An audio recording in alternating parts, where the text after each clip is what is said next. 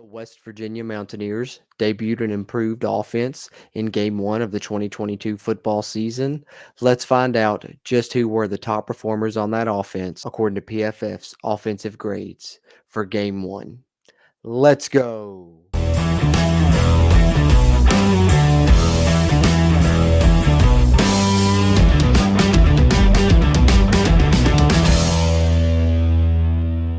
What's going on, Mountaineer Nation? Jordan Cruz back here with the Country Roads Webcast. And before we get into this video, I just wanted to give you guys a quick reminder, if you would, do us a favor while you're here.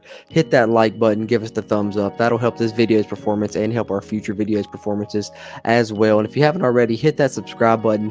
Helps us, helps you, helps get more of this Mountaineer football content out to Mountaineer Nation. That being said, let's get into it. All right, so a new offensive coordinator for the Mountaineers in 2022 in Graham Harrell has been much talked about in the offseason, as has the addition of a new quarterback in JT Daniels and other new pieces throughout the offense. The offense certainly looked improved in Game 1 against the Pitt Panthers in the Backyard Brawl. Although the Mountaineers ultimately fell short, they did put up over 200 yards rushing on what was the ACC's #1 rushing defense in 2021, as well as over 400 yards of total offense, and some impressive individual performances all around. In regards to those individual offense performances, I took a look in PFF and looked at West Virginia's top offensive graded players according to that service, and here are the top 5 Mountaineers according to PFF's offensive grades.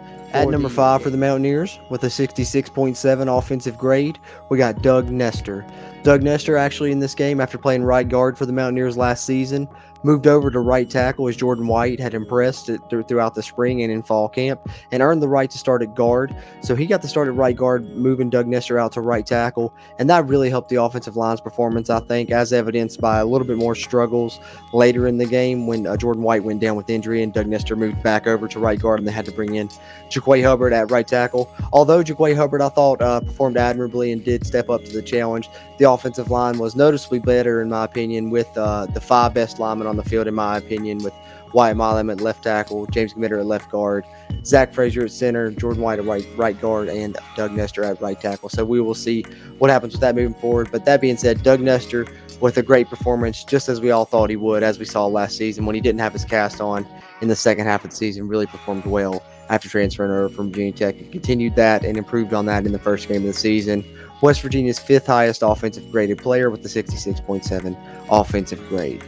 Then here at 4th, we have Mike O'Laughlin, a player a lot of people didn't know if he would play this in this game. You know, he's been injured all off season and limited in the spring, limited through a lot of fall camp, but got involved late and actually, did end up playing and made some plays in the game. I know he had a 30-plus yard catch from JT Daniels on an impressive play where JT Daniels kind of scrambled and pointed him down the field, and he went with JT and got open and made a nice catch and got a little bit yardage after it as well, and a big play for the Mountaineers. And in addition to that, he really held up well in pass blocking situations and also helped a lot in the run game, as he always has throughout his career with the Mountaineers, making plays there. A little bit of stuff that you don't see, hidden details that you don't see in the stats, is always what Mike O'Laughlin is good for, a little bit of the dirty work, and he did that again in this game, in the Game 1 of the 2022 season, finishing up with a 67.3 offensive grade to be West Virginia's 4th highest graded offensive player in this contest.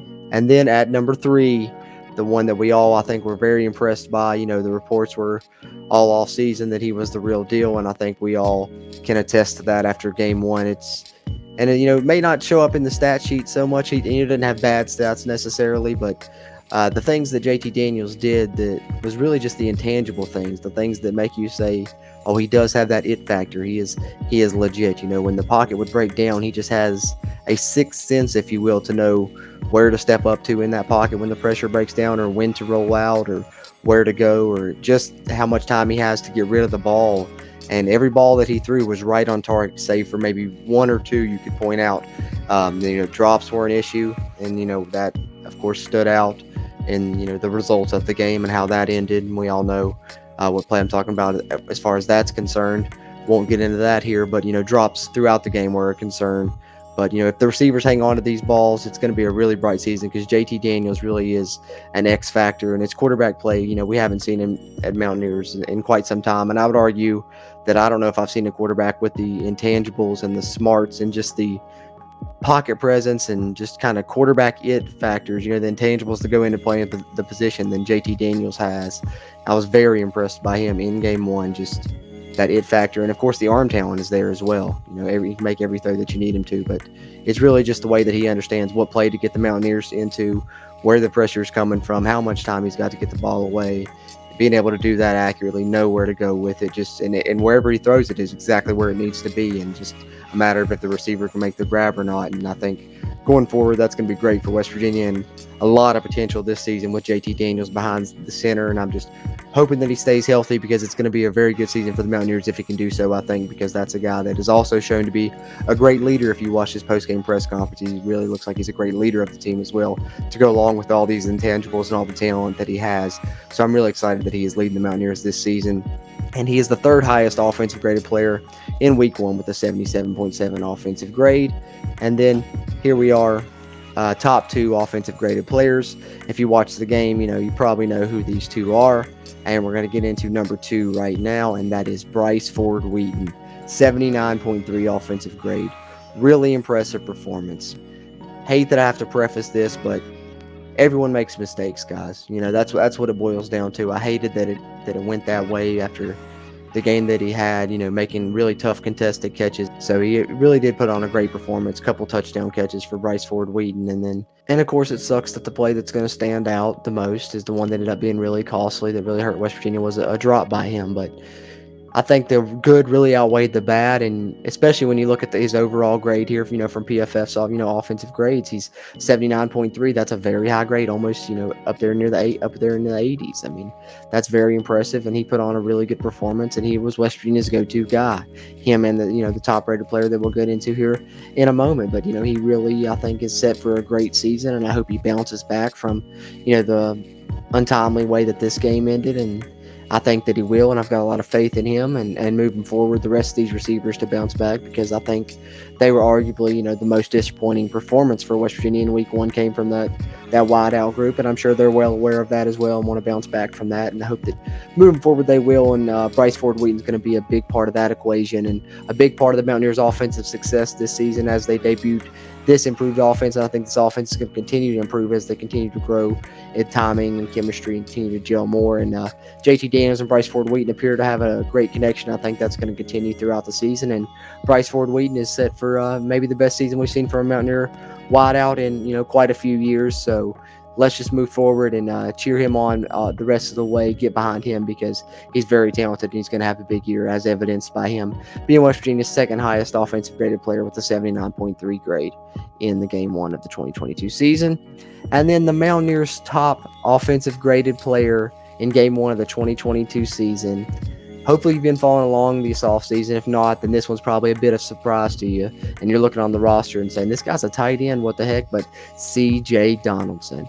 If you followed this channel, if you followed other Mountaineer channels and stuff throughout the offseason, you've known that since CJ Donaldson came in, it was about a week after he got on campus, the Mountaineers decided to move him over to the running back position. Partly because of the loss of Lynn J. Dixon, their numbers were a little low there scholarship-wise, and partly because he was just so talented, they're like, we need to get the ball in this guy's hands.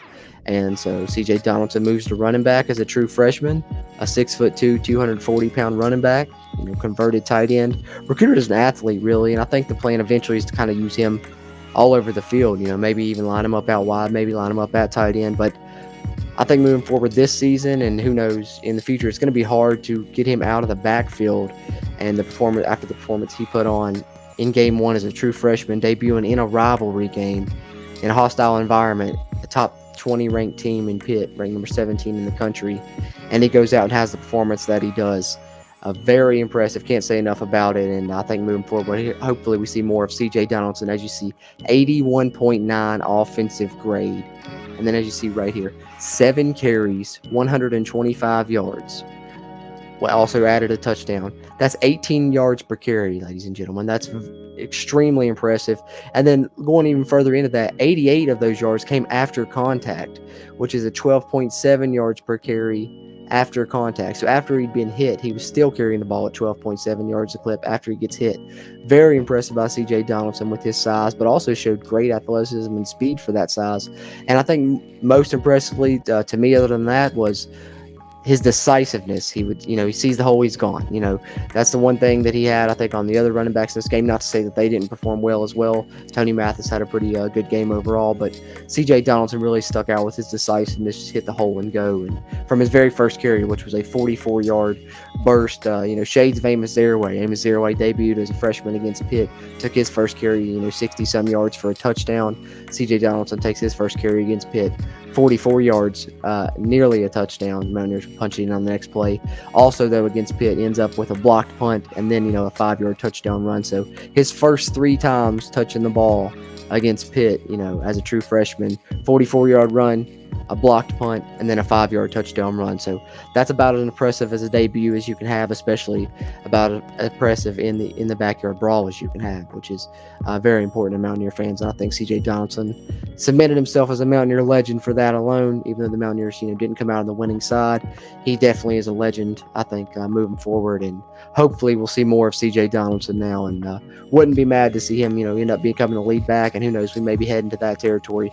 He's definitely going to be a playmaker for the Mountaineers this season. Hard to believe that he is a true freshman. And speaking of that, he is the first true freshman to debut with 100 yards rushing since 2016. And I believe that was Martell Pettaway that did that that year with a 181-yard effort against Iowa State late in the year when they had to break his red shirt, and a lot of Mountaineer running backs had been injured or were rolled out. So, but yeah, CJ Donaldson, heck of a story. Converted tight end to running back, 240-pound monster, super athletic, going to be a weapon for the Mountaineers this season. And I think the Mountaineers do have weapons on this offense, and I really liked what I saw from this offense. I think it's going to continue to improve moving forward.